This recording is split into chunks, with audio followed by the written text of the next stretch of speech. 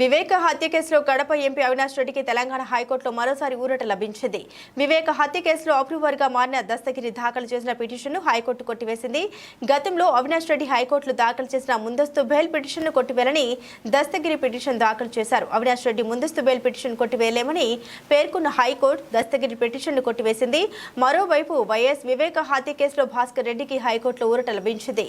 భాస్కర్ రెడ్డికి court bail మంజూరు చేసింది. అయితే అదే కేసులో ఉదయ్ కుమార్ రెడ్డి, సునీల్ యాదవ్ బెయిల్ పిటిషన్ను హైకోర్టు కొట్టివేసింది.